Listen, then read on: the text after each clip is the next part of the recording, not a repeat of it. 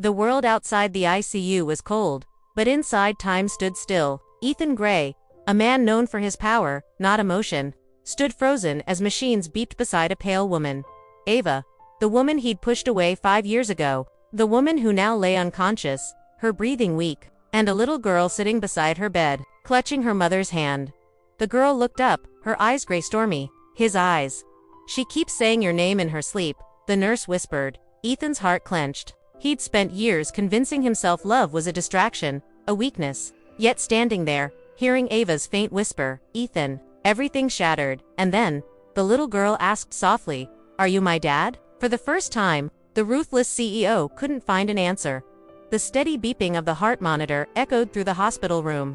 A cruel reminder that she was still here but only barely. The smell of disinfectant mixed with the faint scent of lilies from a bedside vase. Flowers brought by someone who didn't know she had no one left to bring them. Ethan Gray stood in the doorway, his tall frame frozen, hands clenched by his sides. For years, he'd walked through boardrooms with the confidence of a king, ruthless, powerful, untouched by emotion. But now, looking at the frail woman lying in the ICU bed, he felt like his world had caved in. Ava Lane, the woman who had once been his heartbeat, and the one he had destroyed. The nurse glanced up. "Mr. Gray," she said softly, "you can come in." He stepped forward, each movement heavy. Machines hummed around her, tubes trailing from her arms. Her skin was pale, almost translucent, and her lips moved faintly as if she was whispering something only her heart could hear. He leaned closer, just enough to catch it. "Ethan." His breath caught. She still remembered him. The nurse placed a gentle hand on his arm. "She's been unconscious for 2 days, but she keeps saying your name, over and over." He blinked, unsure if he'd heard right. "My name." "Yes," she said. "And there's someone you should meet." Ethan frowned, following her gaze to the small figure sitting quietly in the corner of the room. A little girl no older than 4 or 5 was holding a worn teddy bear. Her chestnut curls framed her face, and her wide gray eyes looked up, curious and cautious eyes that mirrored his own. The nurse smiled softly. "She's been here the whole time. Won't leave her mother's side." Ethan's voice was low, uncertain. "Who is she?" The nurse hesitated. "Her daughter."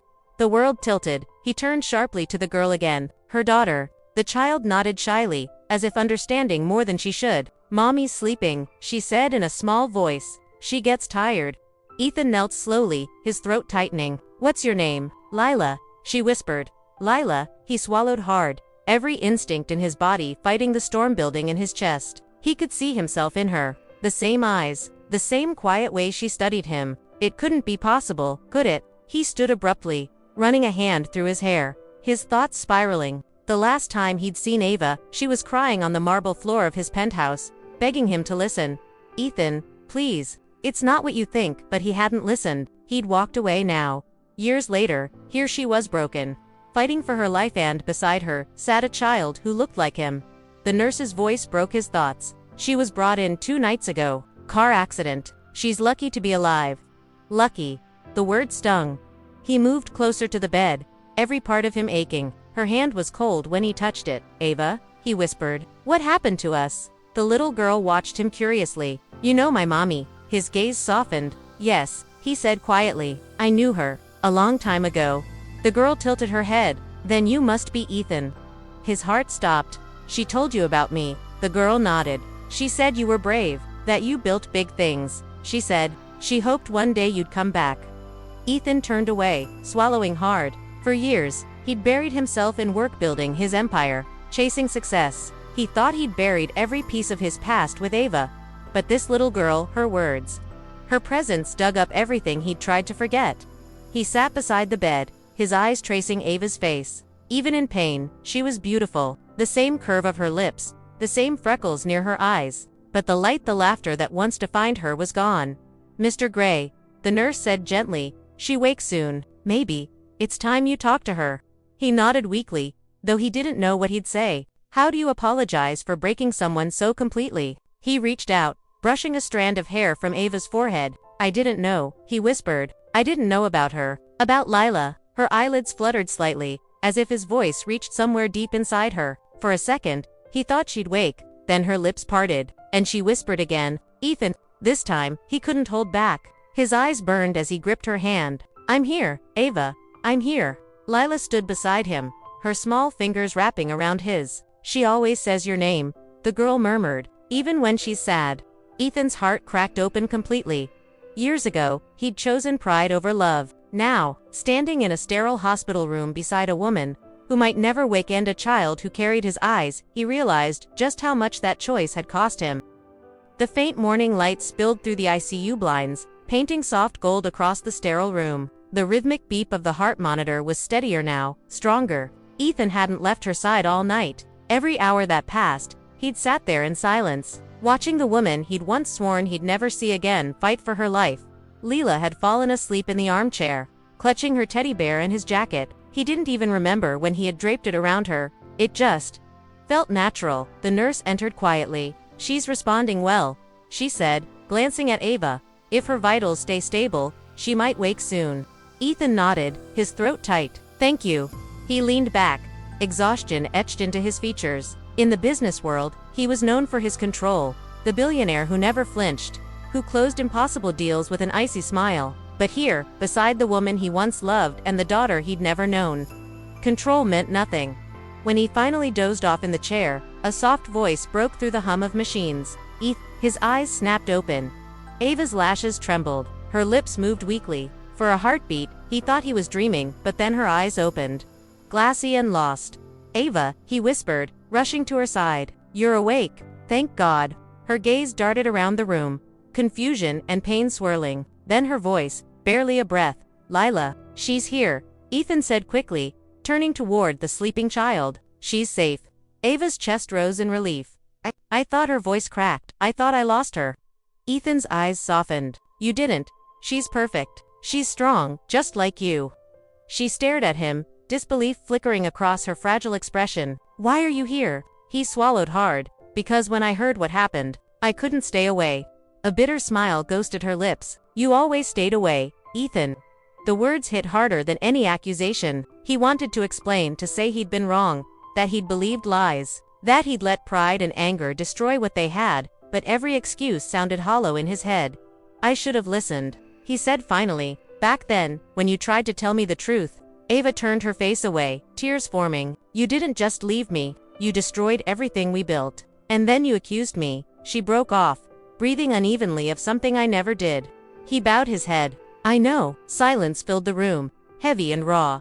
Leela stirred, then, blinking sleepily before spotting her mother. "Mommy," she cried, scrambling from the chair. Ava's arms opened weakly, and Lila climbed onto the bed, careful not to disturb the wires. Ava's tears finally spilled as she cradled her daughter. "Oh baby." Ethan watched them, unable to look away, a picture of everything he'd lost because of his own blindness.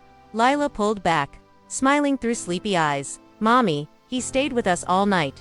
Ava froze. "He what?" Ethan stepped closer. "She wouldn't sleep unless I stayed. I didn't want to leave." For a long moment, their eyes met. Ava saw something different in him, the arrogance gone, replaced by guilt, sorrow, and something she hadn't seen in years. "Love. Why now?" "Ethan," she whispered, "why come back when it's too late?" "Because I didn't know about her," he said, voice breaking. "If I'd known you didn't want to know," she cut in, her strength returning. "You never asked. You just believed what they told you." He flinched. She was right. His secretary, his so-called friend, the rumor, the photograph, all lies that had poisoned his heart. He had chosen anger over trust. And now here he was, standing in a hospital room trying to fix what could never fully heal. Leela looked between them, confusion in her small voice. "Mommy, do you know him?" Ava's lips trembled. "Yes, sweetheart. He's someone I used to know."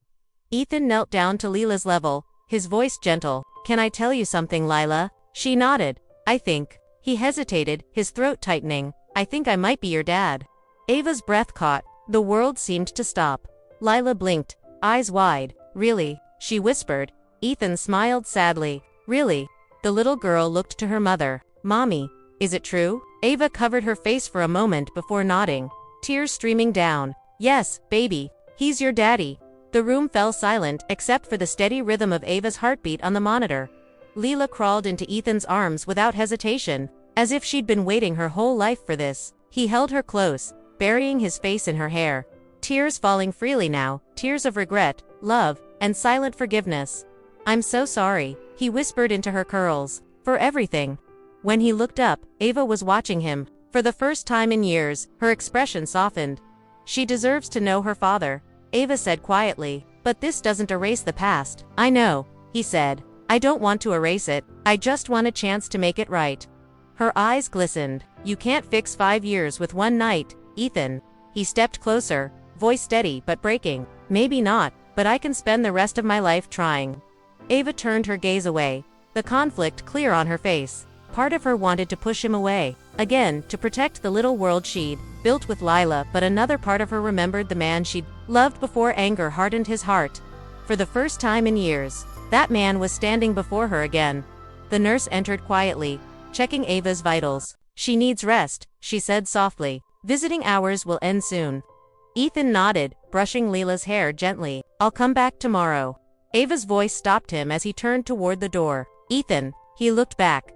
Thank you, she said softly, for being here. He smiled faintly. There's nowhere else I'd rather be.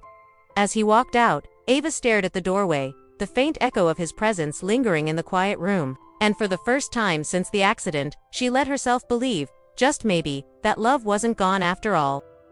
3 weeks later, the hospital felt different. The sterile halls that once echoed with fear now carried the faint laughter of a child. Flowers replaced for bags. Sunlight replaced darkness, and hope, fragile but real, filled the room where everything had changed. Ava was recovering slowly. Her bruises had faded, but her heart still carried scars time alone couldn't heal. She sat by the window, reading a storybook to Lila, when a soft knock echoed through the room. It was him, Ethan. He stood in the doorway. No longer the cold, unreadable CEO the world knew. His expensive suit was replaced by a simple shirt, his expression raw and unguarded. Lila's face lit up. Daddy. She ran into his arms before Ava could say a word. Ethan lifted her, his heart swelling as she giggled, a sound he'd missed for years without even knowing it. Someone's feeling better. He smiled, setting her down. I'm reading to Mommy, Lila said proudly. You can listen to... Ava looked up, hesitating. She's been asking about you every day. Ethan's gaze softened. I've been asking about both of you every second. A moment of silence stretched between them, not the cold kind, but the kind filled with unspoken words. I brought something, he said finally, handing her a small box. Inside was a delicate silver bracelet, not new, but repaired, polished, restored. Ava's breath caught. This was mine. He nodded. You threw it at me the night you left. I kept it. I just never had the courage to return it. Until now.